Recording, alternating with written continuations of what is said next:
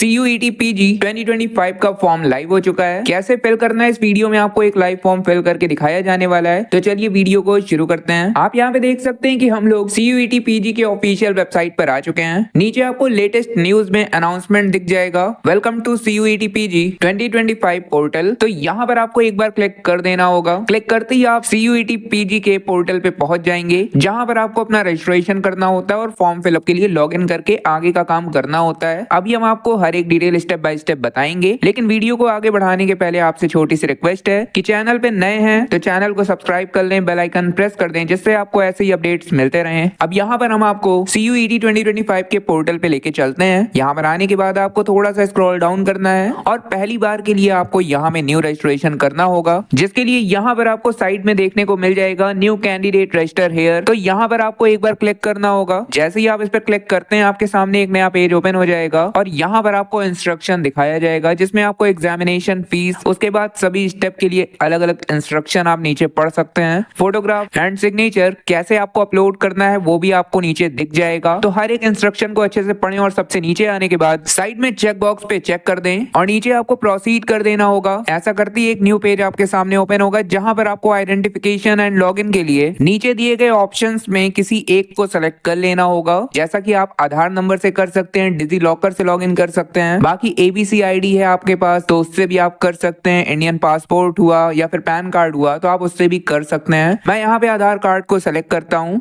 नीचे आधार card number आपको देना होगा। अगर आप पैन कार्ड से करना चाह रहे हैं तो आप पैन कार्ड भी सेलेक्ट कर सकते हैं। आप यहाँ पे किसी भी ऑप्शन पे क्लिक करेंगे, आगे का प्रोसेस सेम है। तो मैं यहाँ पे आधार कार्ड वाले ऑप्शन पे क्लिक कर दे रहा हूँ। नीचे आधार कार्ड नंबर देने के लिए एक बॉक्स मुझे मिल जाएगा, इसमें आपको अपना आधार नंबर देना होगा। उसके बाद आपको जनरेट OTP करना होगा। ऐसा करते ही आपके आधार रजिस्टर्ड मोबाइल नंबर पर एक OTP रिसीव होगा। उस OTP को आपको यहाँ OTP बॉक्स में देना होगा और नीचे वैलिडेट करना है। ऐसा करते ही आपके सामने रजिस्ट्रेशन फॉर्म ओपन हो जाएगा और यहाँ पर आपकी आधार की डिटेल आपको दिख जाएगी, जिसमें Aadhaar number, candidate name, candidate date of birth और जेंडर ऑटोमेटिक फैच हो जाता है आपके आधार कार्ड से। तो यहाँ पर आपकी डिटेल लिखी हुई आपको दिख जाएगी। अब यहाँ पर स्क्रॉल डाउन करते हैं तो नीचे आप देख सकते हैं कि आपकी जो भी डिटेल आपसे मांगी जा रही है एज पर क्लास 10th और इक्विवेलेंट सर्टिफिकेट मांगी जा रही है। तो यहाँ पर candidate name, father's name, mother's name आपको अपने क्लास 10th की मार्कशीट के अकॉर्डिंग यहाँ पे लिख देना होगा। अब देखिए बहुत सारे लोगों के आधार कार्ड पे और क्लास 10th की मार्कशीट पे नाम में थोड़ा सा स्पेलिंग अंतर होती है कभी कभी। तो उन लोगों को क्या करना है, वो लोग तो आधार डिटेल यहाँ पे फिल किए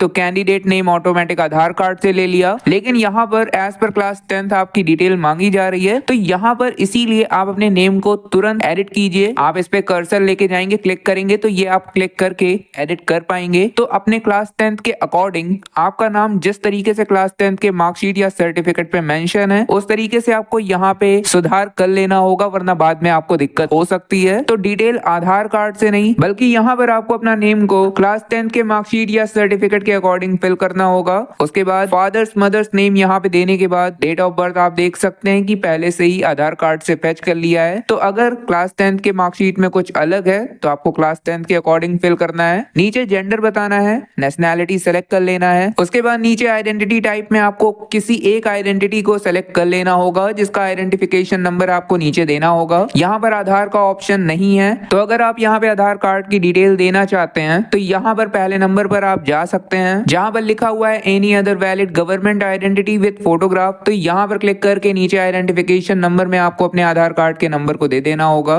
उसके बाद यहाँ पे स्क्रॉल डाउन करते हैं तो नीचे आपसे प्रेजेंट एड्रेस पूछा जा रहा है, जिसमें प्रेमिसेस नेम, प्रेमिसेस नंबर, उसके बाद आपको लोकेलिटी, सब लोकेलिटी, यहाँ पे आपको 3 लाइन मिलती है। इसमें आपको अपने पूरे एड्रेस को टाइप कर देना होगा। नीचे आपको कंट्री सेलेक्ट करना होगा, इंडिया या फिर अदर कंट्री के हैं तो आप वो सेलेक्ट करें। स्टेट UT बताना है, डिस्ट्रिक्ट सेलेक्ट कर लेना होगा, पिन कोड टाइप करना है। उसके बाद नीचे आपसे ईमेल ID पूछा जा रहा है तो यहाँ पे ईमेल एड्रेस के बॉक्स में ईमेल ID को फिल करें। नीचे कंफर्म ईमेल ID में आपको रीटाइप कर देना होगा अपने ईमेल ID को। उसके बाद नीचे आपसे मोबाइल नंबर पूछा जा रहा है, जिसमें कंट्री कोड को आपको सेलेक्ट कर लेना होगा, जो कि आप देख सकते हैं कि इंडिया का कंट्री कोड +91 है। तो यहाँ पे ऑटोमेटिक आ जाएगा क्योंकि ऊपर कंट्री में इंडिया सेलेक्ट किया गया था। अगर आप किसी अदर कंट्री के हैं तो वहां का कोड यहाँ पर दिख जाएगा आपको। उसके बाद साइड में मोबाइल नंबर दे देना है। नीचे आपको कंफर्म मोबाइल नंबर में अपने दिए गए मोबाइल नंबर को रीटाइप कर देना होगा। अच्छा, अब यहाँ पे ध्यान से बात को समझिए। ऊपर दिया गया ईमेल ID और नीचे पूछा गया आपका मोबाइल नंबर, दोनों ही एक्टिव होना चाहिए, ओटीपी के माध्यम से वेरीफाई होता है, तब जाके आपका फॉर्म कंप्लीट होता है। तो यहाँ पे सभी डिटेल को सही सही फिल कीजिए। नीचे अल्टरनेटिव मोबाइल नंबर आपसे पूछा जा रहा है, तो अगर है तो दे सकते हैं, अन्यथा आप इसे खाली भी छोड़ सकते हैं। उसके बाद यहाँ पे स्क्रॉल डाउन करते हैं, नीचे आपको परमानेंट एड्रेस बताना होगा, तो सेम तरीके से परमानेंट एड्रेस टाइप कर दीजिए। अगर दोनों अलग है तो आपको टाइप करना है, और अगर ऊपर दिया गया प्रेजेंट एड्रेस और नीचे पूछा गया परमानेंट एड्रेस दोनों ही सेम है, तो यहाँ पर आपको एक चेक बॉक्स मिल जाएगा सेम एज प्रेजेंट एड्रेस। तो यहाँ पे जैसे ही आप चेक बॉक्स पे चेक करेंगे, ऊपर बताया गया प्रेजेंट एड्रेस नीचे ऑटोमेटिक फिल हो जाएगा। उसके बाद यहाँ पर आपको स्क्रॉल डाउन कर देना होगा, नीचे आपको पासवर्ड क्रिएट करना है, जिसके लिए आपको कुछ इंस्ट्रक्शन दिया जाता है। जैसे ही आप पासवर्ड पे कर्सर को लेकर जाएंगे, यहाँ पर आपको एक पॉपअप मैसेज आ जाएगा, जिसमें आपको इंस्ट्रक्शन में बताया जाएगा कि आपका जो पासवर्ड होना चाहिए वो मिनिमम 8 और मैक्सिमम 13 कैरेक्टर का होना चाहिए, जिसमें एक लोअर केस, एक अपर केस, एक स्पेशल कैरेक्टर और एक नंबर होना ही चाहिए। तो यहाँ पे इंस्ट्रक्शन वाइज आपको पासवर्ड क्रिएट कर लेना होगा। नीचे अपने बनाए गए पासवर्ड को एक बार कंफर्म करने के लिए रीटाइप करना है। आपसे नीचे एक सिक्योरिटी क्वेश्चन पूछा जाएगा, जिसमें से आप किसी भी एक सिक्योरिटी क्वेश्चन को सेलेक्ट करें, उसका सिक्योरिटी आंसर आपको नीचे दे देना होगा। ये आपका इसलिए होता है कि इन फ्यूचर कभी आपको पासवर्ड फॉरगेट करना हो और आपके पास दिया गया मोबाइल नंबर या ईमेल आईडी ना हो, तो सिक्योरिटी क्वेश्चन की मदद से आप बिना ओटीपी के अपने पासवर्ड को फॉरगेट करके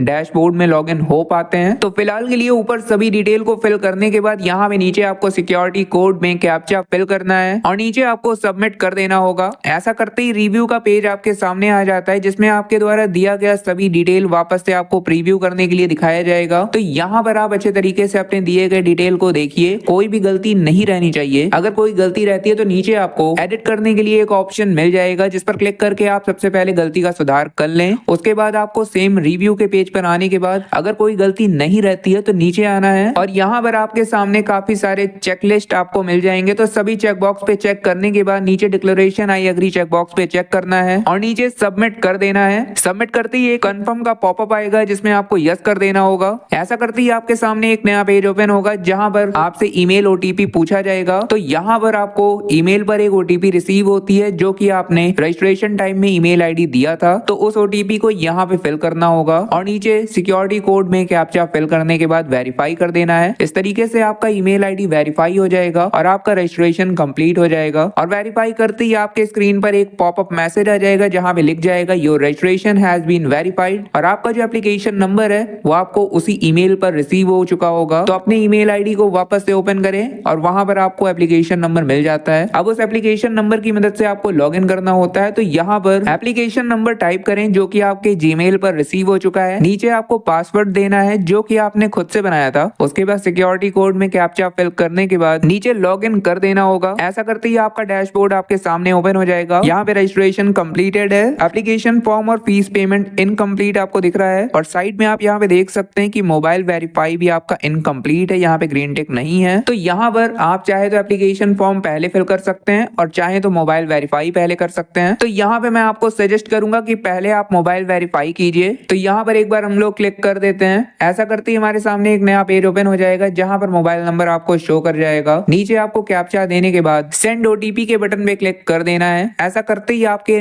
मोबाइल नंबर पर एक ओटीपी रिसीव हो जाएगा और यहाँ पर आपके सामने एक ओटीपी बॉक्स आ जाएगा, जिसमें आपको मोबाइल पर रिसीव हुई ओटीपी देना है और नीचे कैप्चा फिल करने के बाद वेरीफाई ओटीपी पे क्लिक कर देना होगा। ऐसा करते ही आपका मोबाइल नंबर सक्सेसफुली वेरीफाइड हो जाएगा। अब यहाँ पर आप वापस से डैशबोर्ड पर आ जाएंगे। उसके बाद हम लोग यहाँ पे एप्लीकेशन पे क्लिक कर देते हैं, तो आपके सामने एप्लीकेशन फॉर्म फिल करने के सभी स्टेप आ जाते हैं। जैसे कि आप देख सकते हैं यहाँ पे काफी सारे स्टेप हैं, जो कि सभी अभी इनकम्प्लीट हैं। Contact detail, personal detail, other quota category, exam centre detail, test paper detail, qualification detail, upload document और फाइनल सबमिट। यहाँ पर आपको इन सभी स्टेप को कंप्लीट करना है, तब जाके आपका फॉर्म सक्सेसफुली कंप्लीट होगा। तो यहाँ पे सबसे पहले कॉन्टैक्ट डिटेल पर हम लोग क्लिक कर देते हैं। क्लिक करते ही आप देख सकते हैं कि कॉन्टैक्ट डिटेल का पेज आपके सामने ओपन हो चुका है। यहाँ पर आपका काफी डिटेल, काफी ही नहीं बल्कि पूरा डिटेल यहाँ पर लिखा मिल जाएगा आपको, क्योंकि इसमें एड्रेस होता है और एड्रेस आपने रजिस्ट्रेशन टाइम में फिल किया था। तो आपकी सभी डिटेल यहाँ पर वापस से आपको दिख जाएगी। आपको कुछ भी नहीं करना है,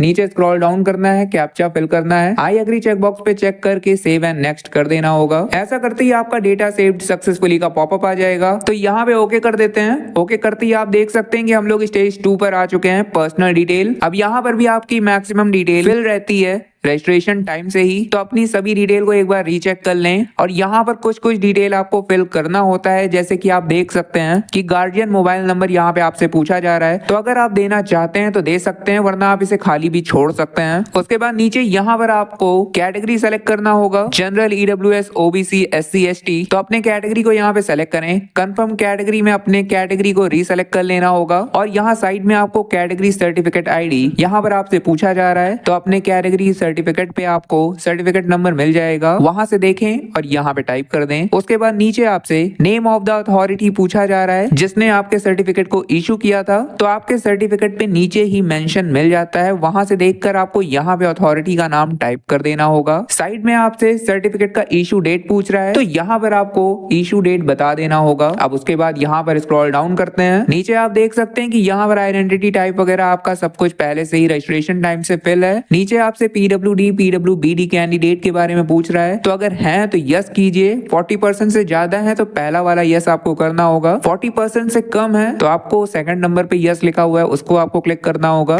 और अगर आप ऐसे कैंडिडेट नहीं है तो आप नो कर दीजिए। बाकी अगर आप यस करते हैं, चाहे वो 40% से ज्यादा हो या फिर 40% से कम हो, तो आपको टाइप ऑफ डिसेबिलिटी बताना होगा। साथ ही साथ आपको बताना होगा कि क्या आपको स्क्राइब की जरूरत है, तो यहाँ पे बता दें। और परसेंटेज आपको बता देना होगा अपने डिसेबिलिटी का, तो डिटेल को दे दीजिए। बाकी यहाँ पे मैं नो कर रहा हूँ। उसके बाद आपसे पूछा जा रहा है कि क्या आपको मधुमेह है, डायबिटिक है, तो है तो यस कीजिए, अन्यथा नो कर दीजिए। उसके बाद एनुअल इनकम आपके पेरेंट्स या गार्जियन का पूछा जा रहा है, तो यहाँ पर एक लिस्ट आ जाती है up to 1 lakh, 1 lakh to 2 lakh, 2 lakh to 3 lakh, तो यहाँ पर आपको सेलेक्ट कर लेना होगा। उसके बाद साइड में स्टेटस ऑफ एम्प्लॉयमेंट पूछा जा रहा है, तो आपको अपना एम्प्लॉयमेंट स्टेटस बताना होगा कि आप एम्प्लॉयड हैं या फिर अनएम्प्लॉयड हैं, तो डिटेल को दीजिए, नीचे कैप्चा दीजिए, आई एग्री चेक बॉक्स पे चेक कीजिए और सेव एंड नेक्स्ट आपको कर देना होगा। ऐसा करते ही आपके सामने एक पॉपअप आ जाएगा जिसमें आपको लिखा मिल जाएगा डेटा सेव्ड सक्सेसफुली, आपको ओके करना है। अब यहाँ पर आप अदर कोटा कैटेगरी पे आ चुके हैं। यहाँ पर आपसे अदर कोटा के बारे में पूछा जा रहा है कि अगर आप पॉवर्टी लाइन के बिलो बिलोंग करते हैं तो यहाँ पे यस कीजिए, अन्यथा नो कीजिए। अगर आप कश्मीरी माइग्रेंट हैं तो यहाँ पे यस कीजिए, अन्यथा नो कीजिए। उसके बाद अगर आप एक्स सर्विस मैन है या फिर डिफेंस पर्सोनल है तो यस कीजिए, अगर नहीं है तो नो कर दीजिए। अगर आपने एनसीसी किया है और क्लेम करना चाहते हैं एनसीसी कोटा तो यस कीजिए, अन्यथा नो कर दीजिए।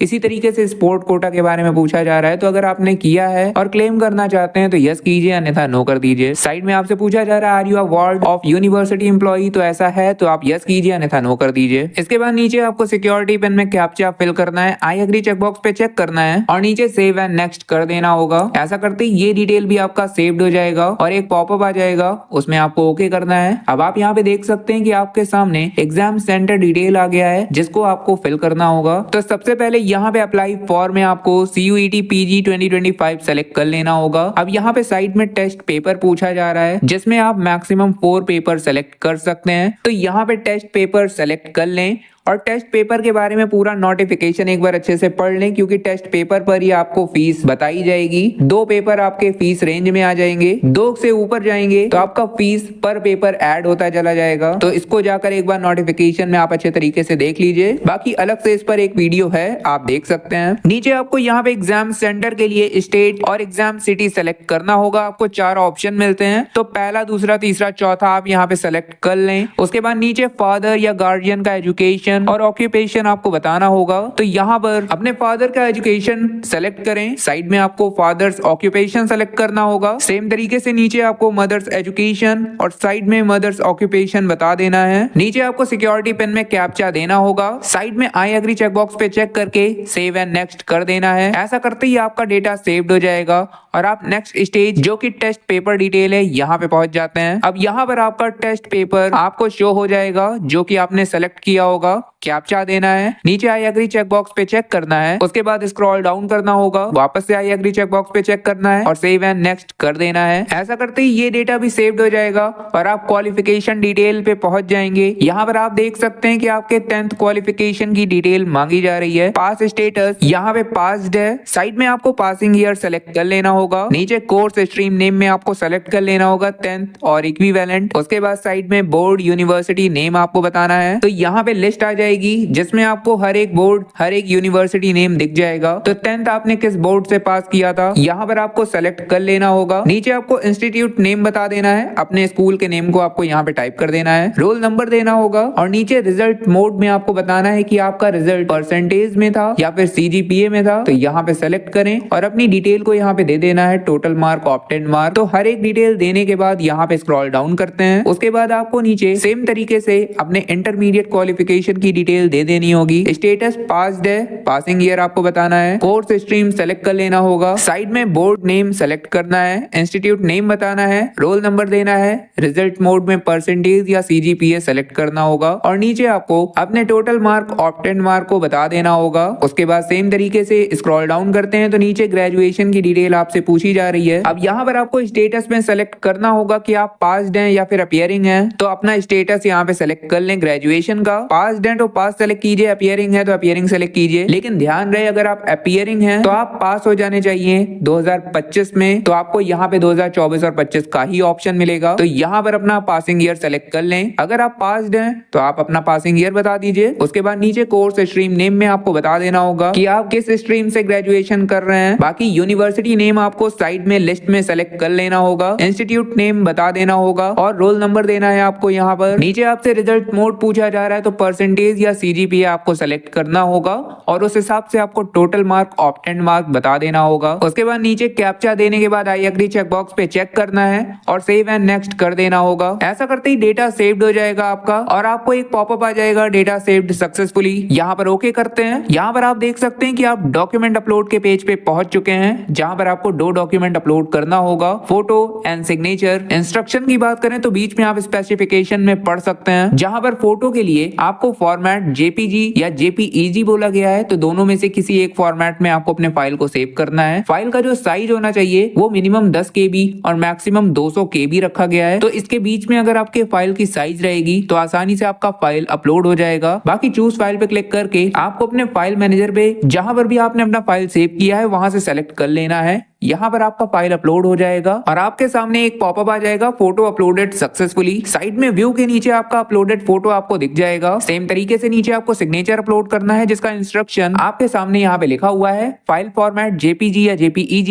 और फाइल साइज 4 से 30 KB होना चाहिए। तो किसी एक व्हाइट पेपर पर आपको ब्लैक पेन की मदद से साइन करना है, स्कैन कराना है और फाइल को सेव कर लेना होगा। उसके बाद चूज फाइल पे क्लिक करके आपको अपने फाइल को अपलोड कर देना है। आपका फाइल अपलोड हो जाएगा। साइड में व्यू के नीचे आपको दिख भी जाएगा। अब यहाँ पर फोटो एंड सिग्नेचर अपलोड करने के बाद नीचे आपको नेक्स्ट का ऑप्शन दिख जाएगा। तो यहाँ पर सेव एंड नेक्स्ट आपको कर देना होगा। ऐसा करते ही आप फाइनल सबमिट के पेज पे पहुंच जाएंगे। अब यहाँ पर आपको अपनी दी गई हर एक डिटेल का प्रीव्यू देख लेना होगा अच्छे तरीके से। लेकिन मैं आपको यहाँ पे बता दे रहा हूँ कि जिन लोगों ने शुरुआत में मोबाइल नंबर वेरीफाई नहीं किया उनको यहाँ पर एक ऐसा लिंक आ जाएगा जिस पर क्लिक करके आपको सबसे पहले अपने मोबाइल नंबर को वेरीफाई करना होगा। अगर नहीं करेंगे तो नीचे आपको सबमिट का बटन नहीं दिखेगा। तो यहाँ पर आप अपना मोबाइल वेरीफाई कर सकते हैं। बाकी जिन्होंने एप्लीकेशन फिलिंग के पहले ही सबसे पहले मोबाइल वेरीफाई कर दिया था, जैसा कि मैंने वीडियो में शुरुआत में दिखाया था, तो उनको यहाँ पे दोबारा से मोबाइल वेरीफाई नहीं करना होगा, बल्कि यहाँ पे मोबाइल वेरीफाइड लिखा रहेगा। बाकी नीचे स्क्रॉल करते हुए आपको अपनी दी गई डिटेल वापस से प्रीव्यू देख लेना है अच्छे तरीके से। और साइड में यहाँ पर आपको एग्जाम फीस दिख जाएगा, जितना आपको पेमेंट करना होगा बाद में। तो ये फीस कैटेगरी वाइज अलग अलग हो सकता है, बाकी पेपर वाइज भी अलग अलग हो सकता है। हो सकता है कि आप 2 से ज्यादा पेपर सेलेक्ट कर रहे हो सकता है आप 4 पेपर सेलेक्ट कर रहे हो। तो पेपर वाइज भी यहाँ पर आपका एग्जाम फीस में अंतर आपको देखने मिलेगा। तो जितना भी फीस यहाँ पे लिखा रहता है आपको उसको पेमेंट करना होता है बाद में। तो प्रीव्यू पेज पर आपको स्क्रॉल डाउन करते हुए सबसे नीचे आ जाना है और अच्छे तरीके से अपनी सभी डिटेल को देख लेना है। कोई भी गलती है तो बैक करके आपको इसका सुधार कर लेना होगा। कोई गलती नहीं है तो साइड में आपको सबमिट का बटन मिल जाएगा, जिस पर क्लिक करके आपको अपने एप्लीकेशन को फाइनल सबमिट कर देना है।